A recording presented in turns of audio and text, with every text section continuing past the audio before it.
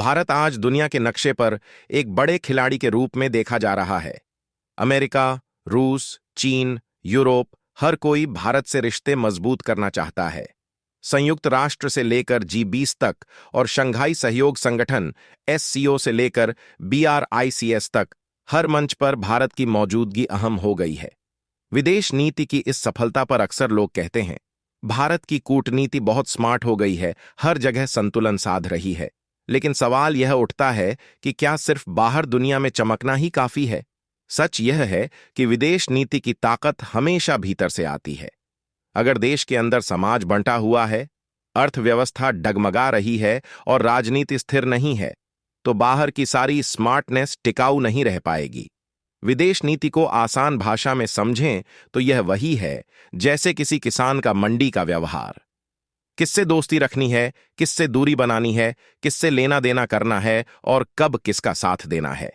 जैसे मंडी में किसान अपनी बोली बानी और रिश्तों से काम निकालता है, वैसे ही एक देश अपनी विदेश नीति से अपने हित साधता है। भारत की मौजूदा विदेश नीति संतुलन का खेल। आज भारत की विदेश नीति की सबसे बड़ी खूबी है मल्टी अलाइनमेंट, यानी सबके साथ रिश्ता रखना। अमेरिका से रक्षा और तकनीक में दोस्ती, रूस से हथियार और तेल खरीद, चीन से प्रतिस्पर्धा और कभी कभार बातचीत, मध्य एशिया और खाड़ी देशों से ऊर्जा और व्यापार, अफ्रीका और लैटिन अमेरिका से साझेदारी। यानी भारत आज न तो सिर्फ अमेरिका का साथी है, न ही सिर्फ रूस चीन का। वह हर जगह अपनी जगह बनाने की कोशिश कर रहा है। यही वजह है कि दुनिया भारत को एक संतुलन साधने वाला खिलाड़ी मानने लगी है।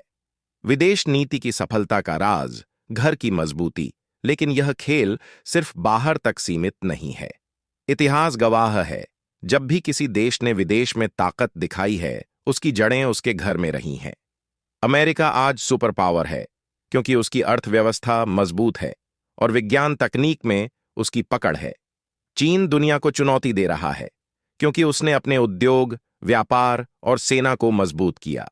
जापान ने युद्ध के बाद जबरदस्त आर्थिक सुधार करके अपना नाम बनाया। यानी विदेश नीति की असली ताकत घर से ही निकलती है।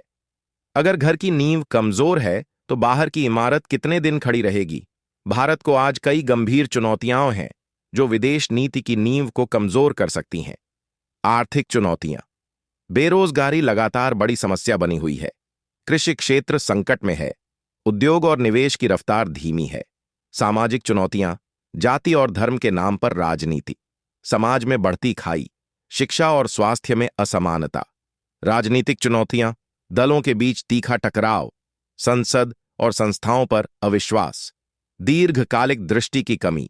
मान लीजिए एक किसान मंडी में जाकर सबसे बड़ी बड़ी बातें करता है। वह कहता है, मैं सबको साध सकता हूं, मेरे रिश्ते हर जगह हैं, पर असलियत यह है कि उसके खेत में पानी ही नहीं है, बीज कमजोर हैं और परिवार रोज झगड़ रहा है। अब सोचो, क्या ऐसे किसान की मंडी में इज्जत टिक पाएगी? नहीं। विदेश नीति भी वैसी ही है। बाहर के रिश्ते तभी तक काम करेंगे जब तक अंदर खेत हरा भरा और घर मजबूत है।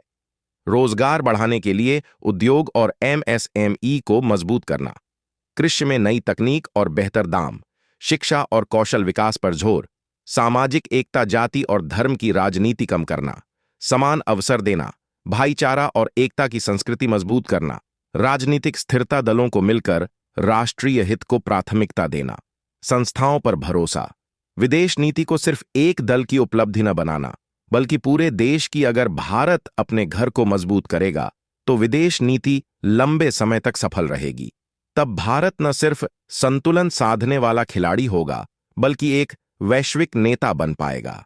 जैसे किसान अगर अपने खेत को हरियाली से भर दे, परिवार को मिलाकर रखे, तो मंडी में उसकी बात अपने आप वजनदार हो जाती है। भारत की विदेश नीति आज तेज तर्रार और लचीली है, लेकिन यह चमक तभी टिकेगी जब घर यानी देश के अंदर मजबूती होगी। विदेश नीति की ताकत बाहर की मंडी से नहीं, बल्कि अंदर के खेत और परिवार से आती है। अगर खेत हरा भरा और घर एकजुट है, तो मंडी में किसान सिर ऊंचा करके चलता है। यही संदेश भारत के लिए भी है। दुनिया में मजबूत बनने के लिए पहले घर को मजबूत करना होगा।